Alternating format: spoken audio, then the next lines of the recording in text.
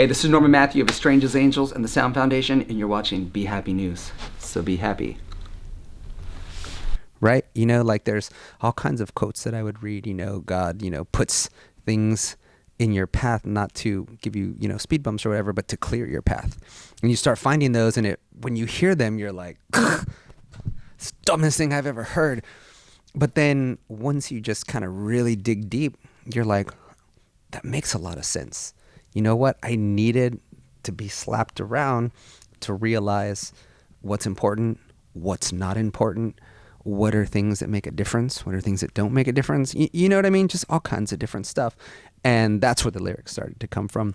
And they became to be very faith-based because I was asking these questions of the universe. I was asking these questions of God. Like, we grew up in a religious home, and I'm like, you know, picking people's brains and helping out at different churches and trying to get the whole like that was, you know, the past couple of years for me was spending a lot of my time just soul searching. Like, money didn't matter. I was like, oh, we'll survive somehow. That's not what's important. It's I've been sent a message and I need to hear, and this message, I'm being called upon for some reason. Right? I'm the next in the batch. And so I'm being hit with these things because I have to come out of it one way or the other, but I have to figure it out. And so, in having to figure it out is where I came to a lot of my own conclusions and started to finally have a really good relationship with God. So your testimony is basically... kind of long-winded. No. You basically just went through Proverbs and, you know, like... what God expects of you, but how do I discern this? How am I wise? How do I understand it? And then he speaks a lot of patience in the Bible, which I fail big time. I'm like, okay, God, I mean, come on. Like yesterday, tomorrow, now. I'm with you and what on do you it. mean like that? You know, like you said, there's those roadblocks that people put up. You'd be like, I would never do that. That's something I wouldn't do. Right. Okay, well, this girl went home and threw away all of her really awesome shiny skeleton tour pants and said, hey, I got to find something. Don't get me wrong, our life on the road was amazing, and it is. But things have changed so much that you realize that what's really, really important are, and, you know, people are like when they say, you know, the people that you love and helping others. Right. Unless they actually feel that and do that, it's just not there. Right. But that's what I think is like when you sang about it and stuff, it was real. It was really happening to you. It was your heart talking to God, and then everybody else just got to hear it. Which is awesome because that's like standing naked on stage and letting everybody It is, see. you know, and a lot of people that didn't understand why I was like trying to switch gears, and I was like, hey, I'm not switching gears in the sense of I don't live in that world now. I only live in this world. It clicked in my brain that I'm like, maybe if I can, because I never drank, I never smoked, I never did any drugs. I'm like, I can't imagine like, dude, come on, like how much more can I change, right? And then I realized maybe I'm going through this again, being called upon something because I have the ability to live in one world, but behave the way you should, like from another world. And maybe me not putting it out there that it's so faith-based will open people's hearts to listening to it. So I didn't come out swinging going like, you know, it's whatever it means to you when you hear the song, right? This is where it came from for me. But if it can open up that part of your heart to something, because like we were talking about, I was like, hey, I think if you can be you, you can be that for somebody else. And people that are afraid to maybe make that jump, they're not so afraid anymore because you're like, whoa, you're in a band, dude, you're doing your thing. I'm like, yeah, like I've been in bands since I was 16 and never drank. I never did any drugs. I didn't have to live the life. I played music because I loved music.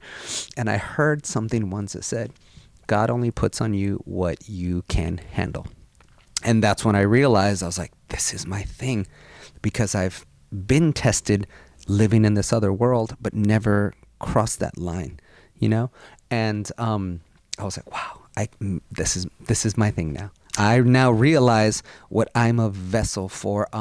We were talking about dads, and I'm like, you know what? I want to be a dadvocate. And it sounds funny, right? But I'm like, there's a lot of fathers out there that don't get a good rap simply because of their like genetic makeup, you know? I mean, at one point I was like, yeah, like put me in a courtroom or something and like, let me talk to a judge. Like, I'd like to explain why I'm in here trying to fight to be in my son's life, not out of it. You're not bringing me in here to get me to be involved. I'm in here because I want to be involved, right?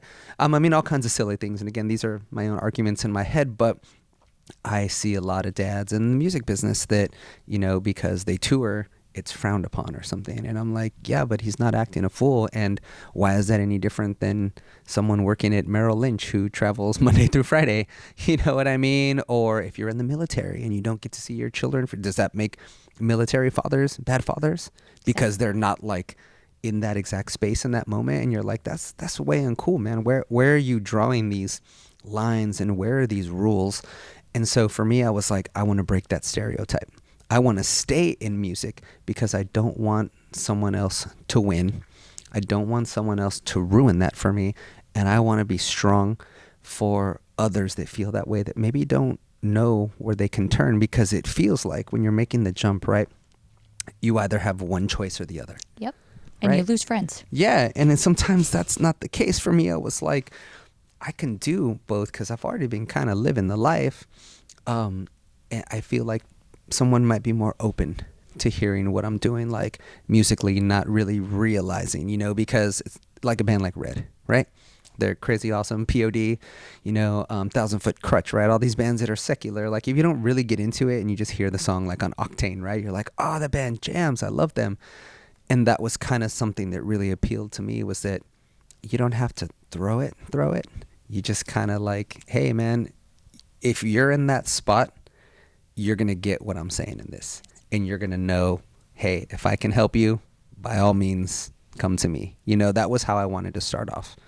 And I think that to me is very powerful because it is being the way that we are in the music business. Now, I wasn't as pure as you were. In fact, you are more like Wes in the fact that you didn't like partake in naughty things in life. And I didn't when I was with him, but you know, before him, I had my fun. Right. I had my fun. There you go. And it's hard for it was a blessing when I saw a head say, I'm a Jesus freak, because it was like, okay, dude, if you can be a Jesus freak, then I'm okay. Yeah, Like, and that's God what I will mean. take It was you- like, and I don't mean that in a bad way, but I always tell him when I see him, I'm like, dude, if God will take you, he'll take anybody. right? But it proves it. You know what I mean? But you would be willing to hear a message through him because of who he is, right? And that was my whole thing. I was like, nah, man, I need to change certain things because creatively I just wanted to change, right?